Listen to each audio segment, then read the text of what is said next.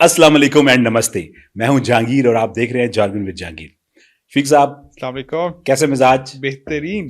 देखो, दुनिया में ना अब तो ये बात इस्टेब्लिश हो गई है कि हमारे जो नेपाली भाई है ना, वो दो हस्तियों से बहुत प्यार करते बिल्कुल। हैं। एक हमारे प्यारे बुलंद शाह और एक हम। ये काम देखिए, हम बुलंद शाह के मुकाबले में तो कुछ नहीं है, कुछ भी नहीं है। लेकिन नेपाली भाइयों ने हमसे जो प्यार किया है ना, सही बात है। उस पर उसकी सिर्फ सल्यूट ही बनता और उसकी है। ऐसा मिसाल ही नहीं मिलती इस ऐसा प्यार की। कुछ ना, इस सारी खुशी के लम्हात में ना जो हम इंजॉय कर रहे हैं, नेपाली भाई इंजॉय कर रहे हैं, बुलंद शाह की जो ज़बरदस्त हिकमत अमली है, उनकी स्ट्रैटेजीज हैं, फॉरवर्ड लीनिंग है, वो जो काम कर रहे हैं, उससे ऑब्वियसली मुझे तो पहले ही शक था कुछ लोग जल जल के उफ, मर रहे हैं। और अब वो अजीब अजीब सी बकवास कर रहे खबरें उड़ा रहे हैं, और वो खबरें ऐसी उड़ा रहे हैं कि बेपर की ना बेपर उनके की, पर रेंगने वाली खबरें। तो शफीक साहब, आपने भी कोई खबर तो सुनी होगी, बिल्कुल। क्या खबर सुनी, जरा बताएं। खबर ये है कि नेपाल अपने जो यूरेनियम के ज़खायर हैं अपर मस्टांग रीजन में, वो गालिबन बेचने लगा है यूएसए को। मतलब हम इसे कह सकते हैं झूठी खबर है ये, या झूठी शायद खबर र्यूमर्स ये, ये। झूठी खबर ये, अफवाह ये। और बेसिकली अब इसको ट्रैक बैक करते हैं कि ये स्टार्ट कहाँ से हुआ, क्योंकि अभी तो बहुत से इंडियन मीडिया आउटलेट्स ने ये उठा ली है और इसमें अच्छा। मजीद मसाला भर के आगे उसे चला रहे हैं। लेकिन लेट्स ट्रैक बैक कि ओरिजिनेट कहाँ से हुई। तो एक ऑनलाइन अखबार है मल्टीपोलर प्रेस के नाम से, उसमें एक आर्टिकल आया, उसमें उन्होंने कहा कि जी मार्च में ये डील हो गई है और शाहजी की दौरे हुकूमत में हुई है। अच्छा। कि जो अपर मस्टांग रीजन में यूरेनियम के ज़खायर हैं वो आउटसोर्स कर दिए जाएं यूएसए को। और यूएस और ऑस्ट्रेलियन कंपनीज फर्दर इसको फिर माइन करेंगी, और जो क्वालिटी ऑफ यूरेनियम है वो मीडियम ग्रेड है विच इज़ वेरी गुड। तो उसको आगे ये लोग फर्दर एक्सप्लोर करेंगे। और ज़खायर भी काफ़ी हैं, ज़खायर भी काफ़ी है। आई थिंक 10 किलोमीटर का वो एक एरिया बनता है टोटल। तो आप सोचें अच्छा खासा एरिया है। एग्जैक्टली। लेकिन ऐसा है नहीं, ठीक है, आगे हम फर्दर इसको डिस्कस करेंगे। और मैं आपको इसका यहाँ बैठे बैठे पाकिस्तान में ना दूरबीन लगा के ना ये बताता हूँ कि ये झूठी खबर कैसे है। कैसे? देखिए, पहली बात तो ये कि ज़खायर तो हमारा जो हिमालयन बेल्ट है भरे हुए हैं हर और नेपाली भाइयों के देश में कमी नहीं है, किसी कमी नहीं है। लेकिन अगर सपोज ऐसा है और वो ज़खायर वहाँ पड़े हुए हैं, तो भाई साहब आप इस एरिया की बात कर रहे हैं ना, ये चाइना के बॉर्डर से ना 10 किलोमीटर बहुत करीब है। बिल्कुल। और चाइना की टेक्नोलॉजी भी आजकल पूरी दुनिया मान चुकी है। True. तो अगर उन्होंने किसी को ये इनरिचमेंट करने या सॉरी वो वहाँ से ड्रिल करने के लिए या निकालने के लिए ये देना ही है, तो चाइना करीब पड़ता है ना। True. तो चाइना को देंगे ना। अमेरिका तो वैसे भी आस्ता आस्ता थोड़ी चीज़ें लेता है फिर कब्जा ही कर लेता है, तो अमेरिका को तो वो नहीं देंगे। बुलंद शाह वैसे तो, इसलिए मुझे लगता है ये आपकी बात सही है, ये रूमर्स ये है, कोई झूठी रूमर्स ये बेसिकली हुआ यही कि यहाँ से खबर निकली, ठीक है, और फिर एक वही जिस तरह मैंने पहले जिक्र किया कि Indian media picked it up और उसमें उन्होंने फिर अपना मसाला डाल दिया ना। फिर it became a cause of concern for naturally for China plus India as well, कि यार इतना करीब अगर ये माइनिंग हो रही है पूरे रीजन के लिए एक तरह से है कि यार मजीद यूरेनियम किसी के हाथ लगे और वो सब कुछ। फिर then again you have to accept the fact कि यार नेपाल के पास वो अभी रिसोर्सेज नहीं है कि वो खुद ये चीज़ कर सके।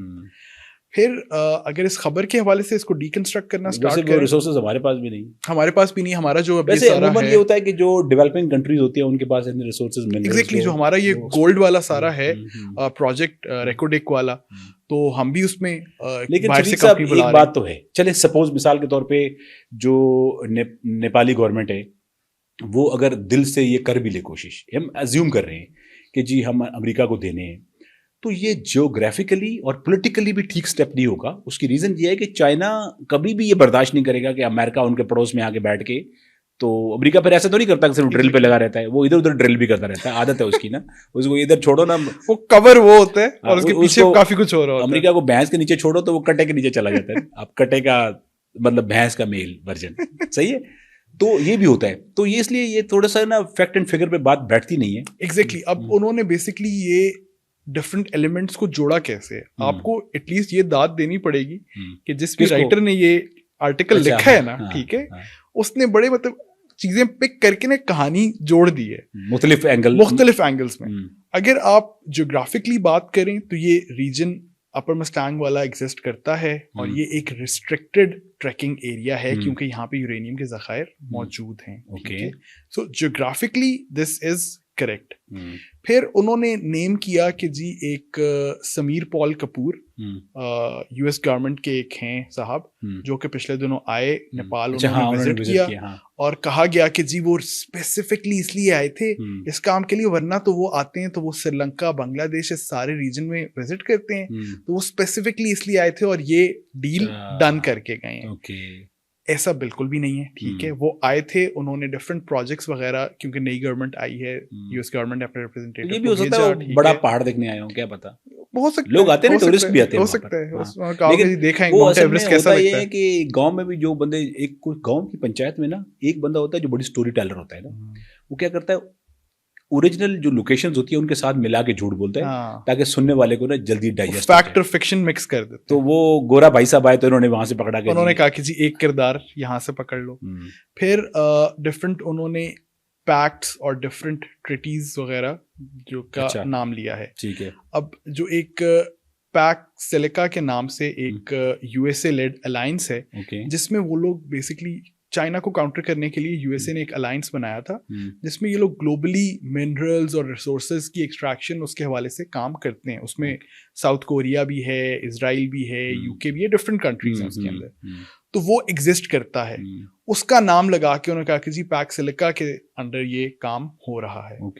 फिर 2000 ऑस्ट्रेलिया का भी जिक्र था वैसे। ऑस्ट्रेलिया बिल्कुल वो ये था कि यूएसए और ऑस्ट्रेलिया की कंपनीज को ये कॉन्ट्रैक्ट फर्दर आगे दिया गया। फिर उसमें एक और चीज ये थी कि 2017 में गालिबन एमसीसी डील एक है जो कि यूएसए ने, आप कह लें कि इंफ्रास्ट्रक्चर और पावर के लिहाज से एक इन्वेस्टमेंट की थी, आई थिंक $500 मिलियन की, और नेपाल गवर्नमेंट के साथ पूरा एक ट्रीटी साइन हुई थी उस पर, और इट्स ए जेन्युइन थिंग। लेकिन उसमें यूरेनियम एक्सट्रैक्शन का कहीं जिक्र नहीं, ये इंडिया वालों ने डाल दिया बीच में, ये इंडिया वालों ने बीच में यहाँ से इसको लिंक कर दिया। So you have to look at the fact कि बुलंद शाह साहब की नई गवर्नमेंट आई, ठीक है, पैक सिलिका जो कि यूएस लेड अलायंस एग्जिस्ट कर रही थी, अपर मस्टैंग रीजन जिसमें ये यूरेनियम मौजूद था, और 2017 वाली एमसीसी की डील इन्वेस्टमेंट यूएसए की एग्जिस्ट करती थी, लेकिन उसका अगेन यूरेनियम से कोई ताल्लुक नहीं था।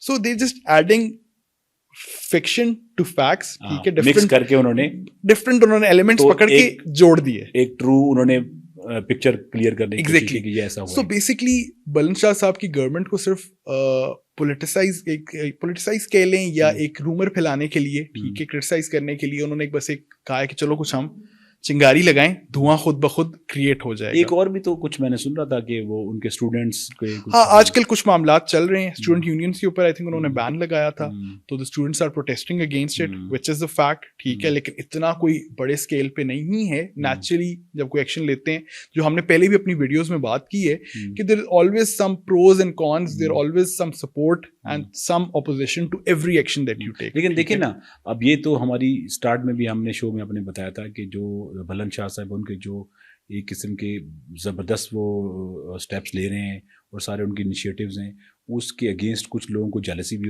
होगी, मसले भी होंगे। अब जो अपोजिशन पार्टीज हैं या दूसरे जो भी वहाँ पे माफियाज हैं, वो भी अपनी अपनी ट्राई करेंगे। उन्होंने दुकान चलानी है, वो ये तो नहीं कहेंगे कि बुलंद शाह साहब की हुकूमत को हम सुकून से चलने दें, कामयाब होने दें, तो they have to do something. अच्छा, ये इंडिया वाला जो एलिमेंट है, आप ये बता रहे हैं इंडिया वाला, यार इनको कहीं ये मसला तो नहीं, उसमें ये भी मैं खबर देख रहा था कि जो इनकी इंपोर्ट है इंडिया से आती है, बॉर्डर उस पे कोई टैक्स वैक्स का भी सीन है। बिल्कुल नेचुरली देखें, being head of the government, आपने अपनी गवर्नमेंट के जो रेवेन्यू स्ट्रीम्स हैं, इनकम है, वो भी बढ़ानी है, ऐसे ही है। तो नेचुरली आजकल आपका फ्यूल महंगा है, ऑयल महंगा है, तो आपने रेवेन्यू स्ट्रीम्स क्रिएट करनी है ताकि आप बेहतर गवर्नेंस कर सकें, ठीक है। तो naturally you have to look for all those revenue streams. This is, लेकिन अब वहाँ पे ऐसे भी लोग होंगे ना, जैसे हमारे यहाँ पाकिस्तान में ना ईरान से तेल स्मगल होता है ना, तो वो जो स्मगलर होते हैं उनको तकलीफ होनी शुरू होती है। अब वो अगर वो अकाउंटेबल होना शुरू हो जाएं, एग्जैक्टली, अगर उनको कोई बंदा लुक आफ्टर करे और उनको देखे कि यार ये कितना सामान आ रहा है, आप इस पे हमें टैक्स दें, तो ऑब्वियसली वो अकाउंट्स में आ जाएगा, एग्जैक्टली, गिनती में आ जाएगा। तो अब वो जो उधर का ब्लैक को व्हाइट करना उधर के पड़ेगा। भी जो भाईजान होंगे जो उधर से चीजें लेके आते होंगे, पहले उनको मसला होगा इस चीज से। हाँ, तो वो तो उनको तो अच्छा नहीं They लगेगा are going to Balan Shah. oppose this, ठीक है, तो वो उस पे प्रोटेस्ट करेंगे। इन द लॉन्गर, मतलब अगर आप पर्सपेक्टिव से देखें, अगर उनके लोगों की भलाई या उनकी बेटरमेंट के लिए, तो फिर तो बालन शाह साहब सही कर रहे हैं। एग्जैक्टली, और वही आप वाली बात कि एटलीस्ट को अकाउंटेबिलिटी हो, क्या आ रहा है क्या नहीं आ रहा, ठीक है, क्योंकि इसमें फिर आपको पता है स्मगलिंग का फैक्टर बहुत ज्यादा है। ड्रग्स, डिफरेंट चीजें, इलेक्ट्रॉनिक्स, इस तरह की चीजें आप स्मगल करते हो, ठीक है, तो once you have some tax, तो उसमें अकाउंटेबिलिटी सिस्टम्स आप क्रिएट करेंगे। So credit to Balen Shah and his government for doing all of this. वो जो भी कर रहे हैं मुल्क की बेहतरी और भलाई के लिए कर रहे हैं।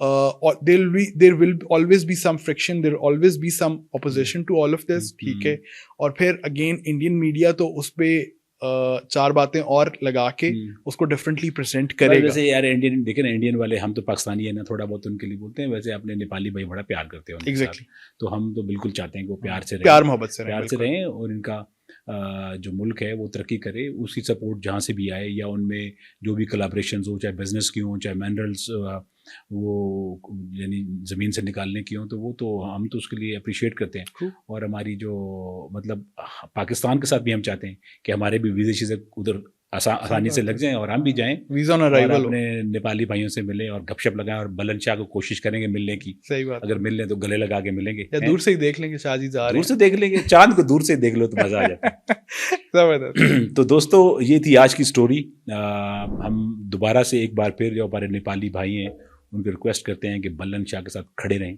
ठीक है, और इंशाल्लाह कामयाबी आप लोगों के साथ होगी। टिल नेक्स्ट पॉडकास्ट, खुदा हाफिज़।